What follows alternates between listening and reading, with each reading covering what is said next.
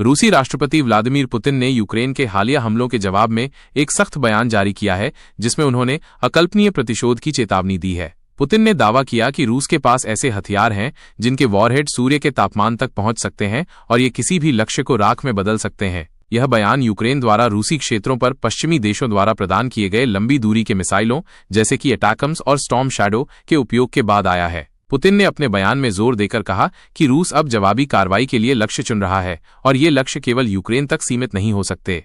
Putin ने रूस के नए ओरेश्निक मिसाइल का जिक्र किया, जिसे उन्होंने एक विनाशकारी हथियार के रूप में प्रस्तुत किया। उनके अनुसार इस मिसाइल का वॉरहेड 4000 डिग्री सेल्सियस तक का तापमान पैदा कर सकता है, जो सूर्य की सतह के तापमान के बराबर है। इसकी गति 3 किलोमीटर प्रति सेकंड है और ये किसी भी रक्षा प्रणाली को भेदने में सक्षम है। पुतिन ने दावा किया कि इस मिसाइल का कोई जवाब नहीं है और ये न केवल यूक्रेन बल्कि यूरोप के अन्य हिस्सों में भी लक्ष्यों को नष्ट कर सकती है। उन्होंने ये भी कहा कि रूसी रक्षा मंत्रालय और जनरल स्टाफ निर्णय लेने वाले केंद्रों सहित लक्ष्यों का चयन कर रहे हैं, जिनमें कीव भी शामिल हो सकता है। पुतिन का ये बयान रूस और यूक्रेन के बीच चल रहे संघर्ष में एक नए तनाव का संकेत देता है। पिछले कुछ महीनों में यूक्रेन ने रूस के कब्जे वाले क्षेत्रों, खासकर क्रीमिया, पर हमले तेज किए हैं। इन हमलों में पश्चिमी हथियारों का उपयोग रूस के लिए एक बड़ा मुद्दा बन गया है। पुतिन ने इसे नाटो के विस्तार और पश्चिमी दबाव का परिणाम बताया है। उन्होंने ये भी कहा कि रूस के पास परमाणु हथियारों का उपयोग करने की कोई आवश्यकता नहीं पड़ी है, लेकिन वो सभी विकल्पों पर विचार कर रहा है।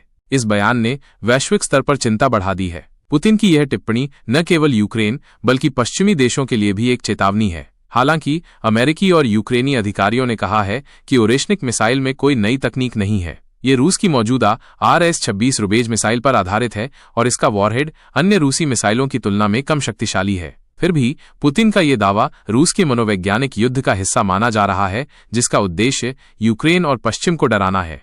विशेषज्ञों का मानना है कि पुतिन का यह बयान रूस की रणनीति का हिस्सा है, जिसमें वो अपनी सैन्य शक्ति का प्रदर्शन कर पश्चिमी समर्थन को कमजोर करने की कोशिश कर रहा है। हालांकि रूस की इस धमकी का वास्तविक प्रभाव अभी स्पष्ट नहीं है। यूक्रेन के राष्ट्रपति वोलोदिमीर जेलेंस्की ने कहा है कि रूस पहले भी हजारों मिसाइलों से हमले कर चुका है और ये बयान केवल उसकी आक्रामकता को दर्शाता है। इस बीच वैश्विक समुदाय इस बढ़ते तनाव पर नजर रखे हुए है, क्योंकि यह युद्ध न केवल यूक्रेन बल्कि पूरे यूरोप की सुरक्षा को प्रभावित कर सकता है।